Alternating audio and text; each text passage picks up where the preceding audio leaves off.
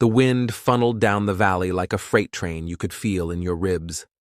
Lanterns swung over packed snow and the black mouths of mine adits. Above the crystal river, a cornice cracked and the echo rolled through spruce. On the street, a lone dog barked and then stopped, as if reminded there was no point in making noise for a town already learning to leave. Inside the boarding house, boots thumped, a door banged, and someone said the cold was trying to pry the nails out of the walls. It was a night when sound traveled far, and every sound felt like a question about how much longer people intended to stay. Crystal City sat 5 miles beyond Marble, where the road pinched to a lane and the river boiled through boulders. It didn't begin as a ghost story. It began as a find. Prospectors chased float, punched test holes, and word spread that silver and lead ran together. In 1881, a post office opened and a rough grid went in. By the late 1880s, there were a few hundred people with the same rough schedule, down to the adit by dawn, a mid-shift meal balanced on a drill steel, back to town when the night wind came cold off the ridge. The stores stocked flour, coffee, lamp oil, and tobacco. A school met when enough children were in residence at the same time to make desks feel less like props. On weekends, a fiddle could pull a dance out of tired legs. The valley did not make anything easy. Winter closed like a trap. Avalanches erased switchbacks. Wagons slid toward the river and were hauled out by teams with ropes around their chests. Merchants stocked for months. Miners kept dry socks. When the weather softened in June, runoff snapped log crossings out of their settings and sent them tumbling. A trail could vanish between breakfast and noon and reappear a week later 2 feet higher in the talus. People learned to read the tone of the river as carefully as they read ore. Crystal's pride was the powerhouse built above the river in 1892, the wood frame structure everyone now calls the mill. Water channeled from above drove a big compressor that fed air to drills deeper underground. The building clung to a rock spur, a confidence the town tried to borrow. From the catwalk, the river thundered below. Above ran the flume. That machine meant the mines could run longer and faster, with fewer men on the hammers. On clear days, the compressors beat, counted hours. On storm days, it felt like a promise the valley couldn't quite break. Then prices collapsed. The silver panic of 1893 took the bottom out of the market. Payrolls shrank.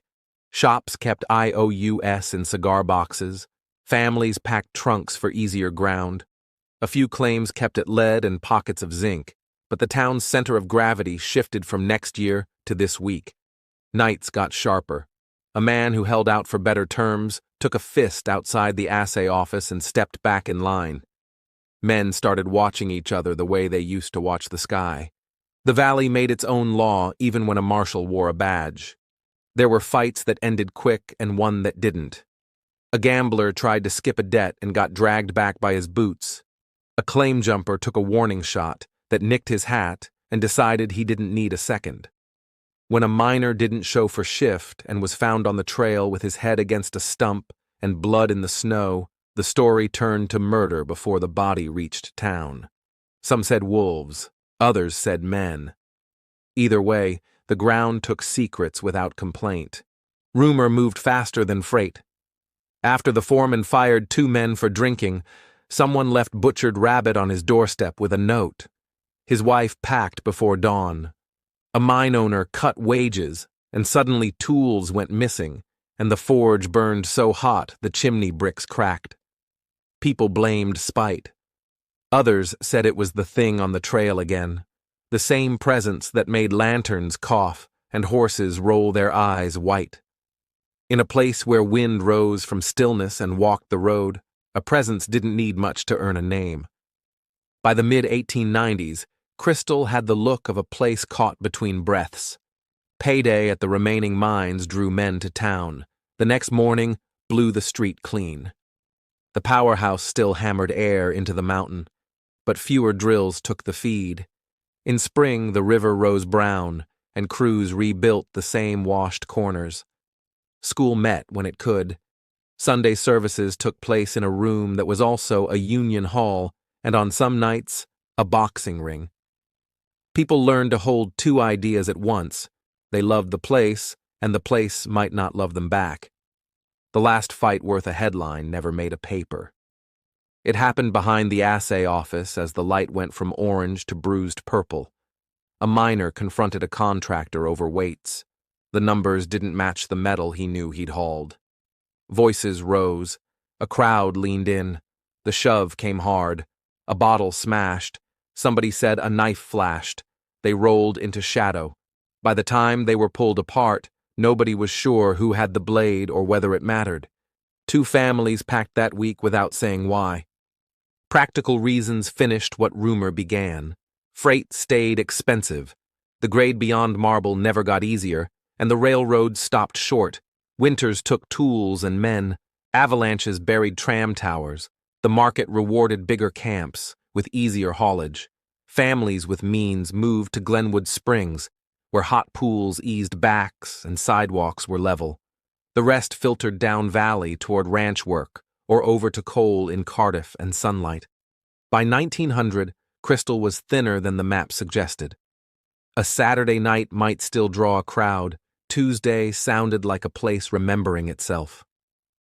The mill stuck to the rock long after the bunkhouses sagged. In summer, a few prospectors camped and poked old stopes, chasing shimmer and tailings, but payroll days were over.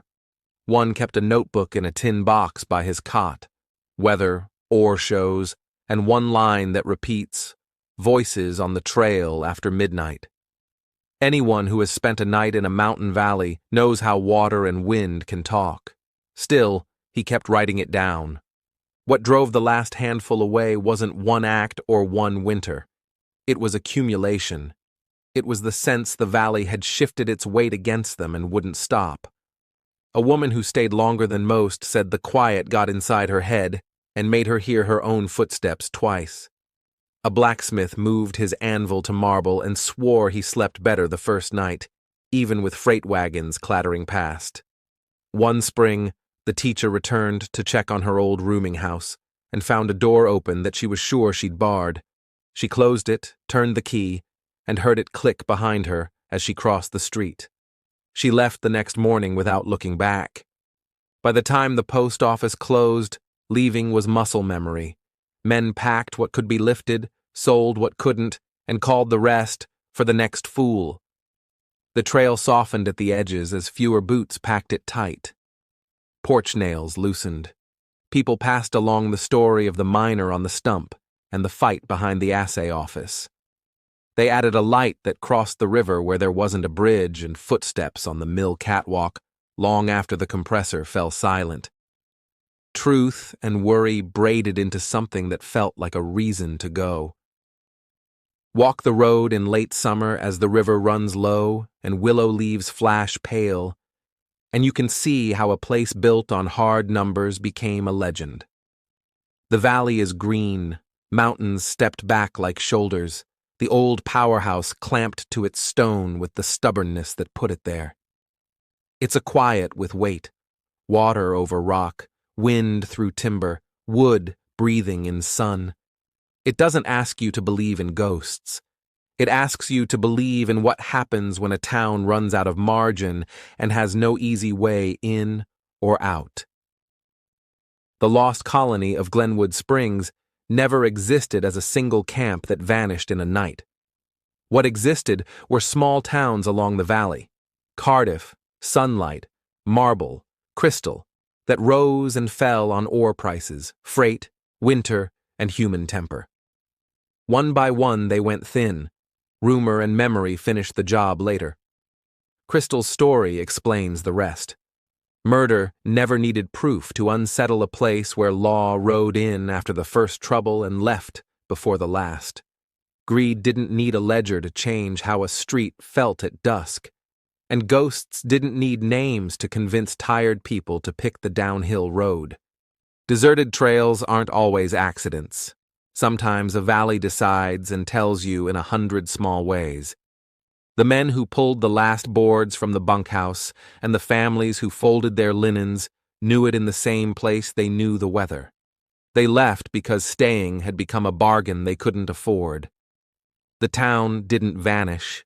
It thinned until it was mostly memory and then a story, and then a photograph of a mill hanging over white water that outlived everything built to tame it. Thank you for listening to Deserted Trails.